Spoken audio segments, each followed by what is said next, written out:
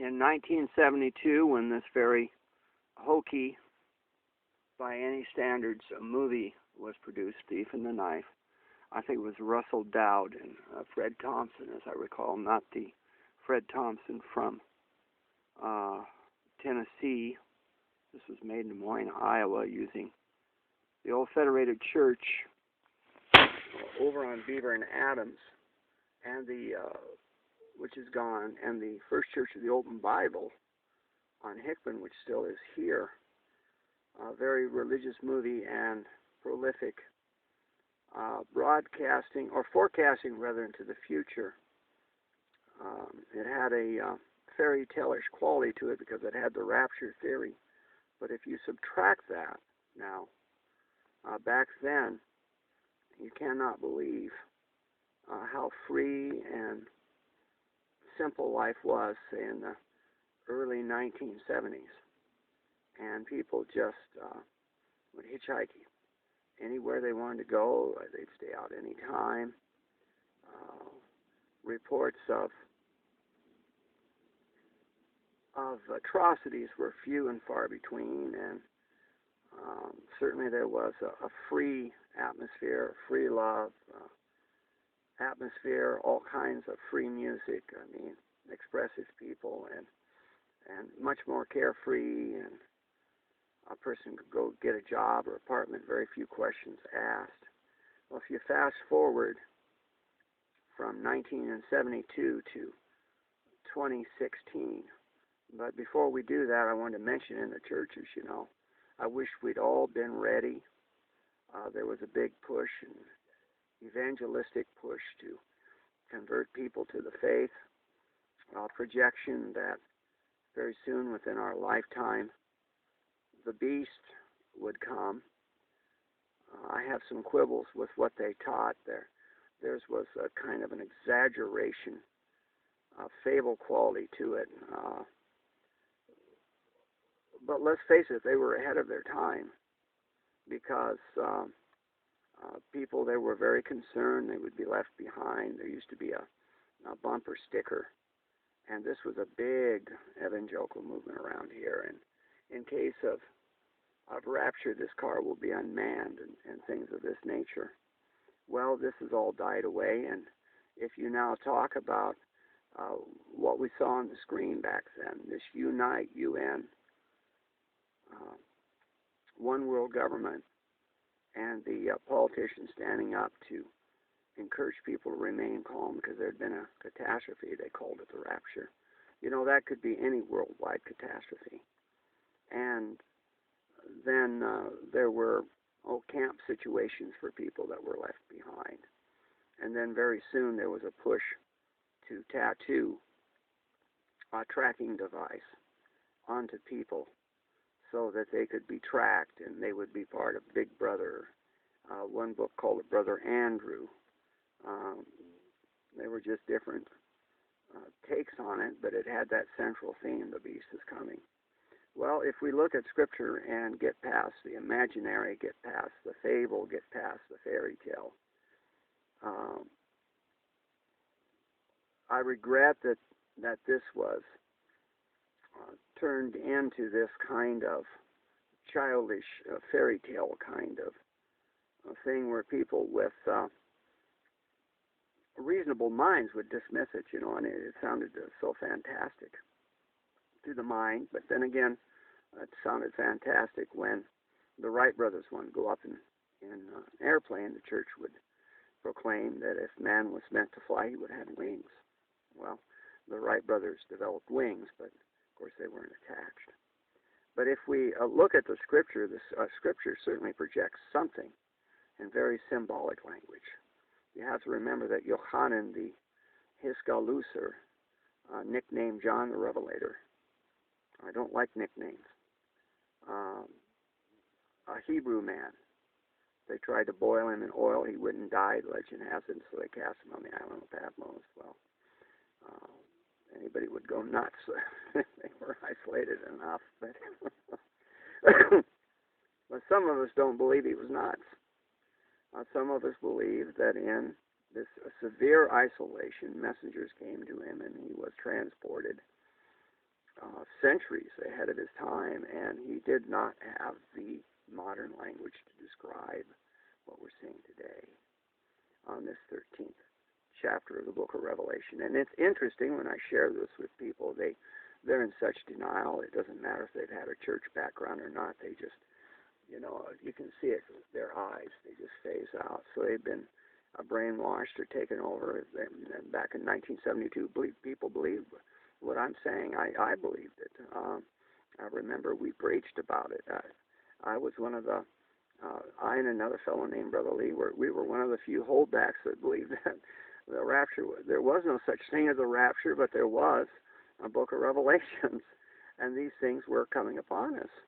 Now, this was clear back in 1971 and 72.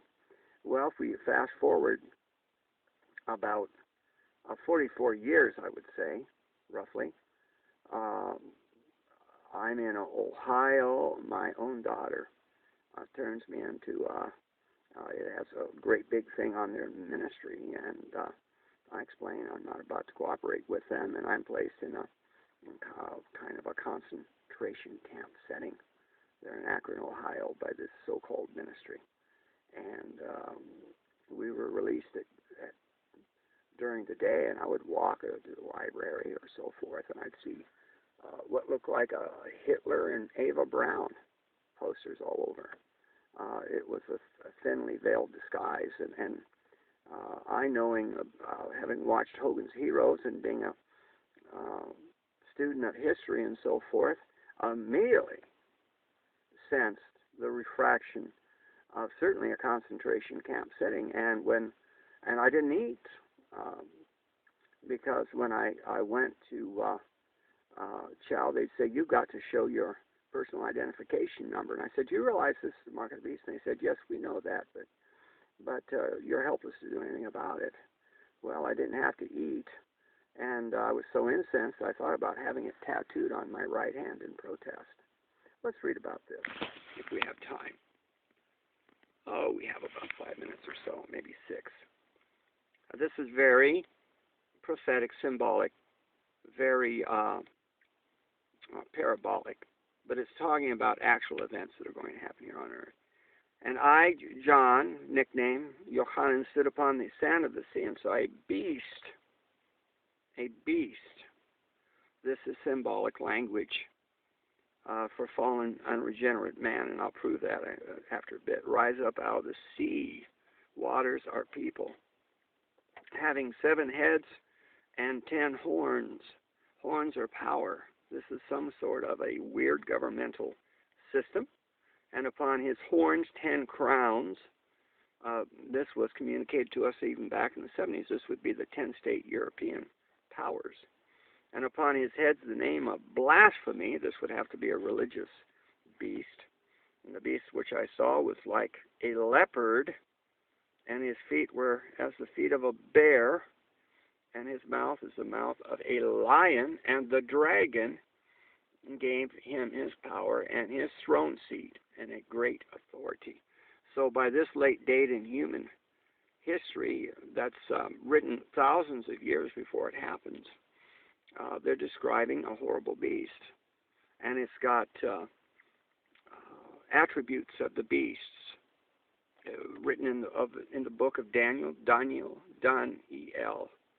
"And I saw one of his heads as it had been wounded to death, and his deadly wound was healed, and all the world wondered after the beast." And, of course, when Martin Luther, and this is all prophetically put together, nailed his thesis, the diet of worms, on the door, and it was in this, I believe it was the 16th century, 1500 and something.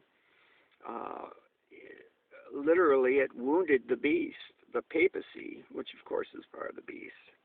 It's a false prophet, part of the beast. The beast is Rome, and really, very much so a system. It was wounded, but yet it's come back. And today the Roman Catholic Church is once again powerful, perhaps not as powerful as during the Inquisition, except behind the scenes. They're pulling strings. And they worship the dragon. This is Satan the devil. which gave power unto the beast. This is a worldwide political system. It's not a man. It is man, but it's man magnified. They worship the beast, saying, who's like unto the beast, who's able to make war with him. So here we're talking about something very much that is in an atmosphere today of war all over the world. Very similar to the first two world wars, how things are in motion in the Mideast and so forth. It's almost like a predilection of that which is to come. And there was given unto him a mouth speaking great things and blasphemies. Blasphemies because they changed the first century religion of faith into something blasphemous, something apostate. And instead of giving power to the Creator, giving him the glory or the credit, the esteem, why, they take the esteem themselves and claim to be God. And power was given unto him to continue 42 prophetic months. And he opened his mouth in blasphemy against Yah, to blaspheme his name by God and his tabernacle and those that dwell in heaven. It was given unto him to make war with the elect and to overcome them. I'm transliterating. Power was given unto him all kindreds and tongues and nations. And for those that wonder why I transliterate, because I've been given the gift. I can see through this. I know that saints belong now to the Roman Catholic Church. I know that saints is a bad word. It's a term of blasphemy. I know that the Bible has been laced with poison. But they're only able to alter it to a certain degree. They can't really alter the message. The message is still there. Yeshua said, he that hath ears, let him hear what the Spirit saith to the assemblies. And all that dwell upon the earth shall worship him whose names are not written in the book of life and the Lamb slain from the foundation of the world. Well, I'll tell you back in the day when we heard sermons on this with not even a tenth of the power that I'm preaching or teaching, we would shake from head to foot. We would not want to be left behind. We were of the delusion or deception that the thief comes and steals the diamonds and takes them away. They are absolutely comparing their guy to a criminal, a thief. But Yahweh, Yeshua, is not a criminal. The only reason it's called a thief for him is the unexpectancy of his hour.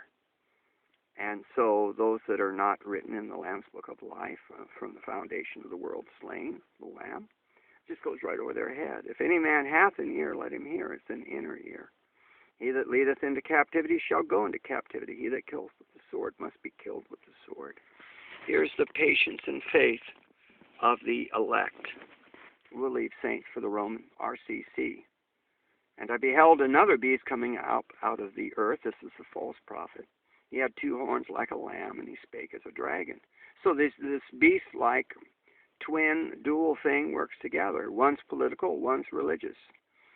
Predominantly religious, but they're both religious because they both blaspheme.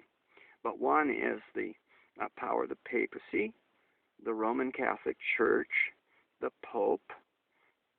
The early church fathers knew this, and they talked about this. And this beast coming up out of the earth, he has two horns like a lamb, and he spake as a dragon. So it's not the Lamb of Yahweh. It's a copycat. It's a forgery. And he exercises all the power of the first beast before him and causes the earth and them that dwell therein to worship the first beast. Rome, Catholicism, whose deadly wound was healed. And how do they do this? You notice in the gospel, the evangel, why it's all by whosoever will, but this is by absolute coercion. And he causeth with great wonders, so that he maketh fire come down from heaven, out of heaven, here on earth in the sight of men, and deceiveth them that dwell on the earth by the means of those miracles which he had power to do in the sight of the beast, saying to them that dwell on the earth, that they should make an image to the beast which had been wounded by a sword, and did live. And they do this, of course, by their ecumenical movements.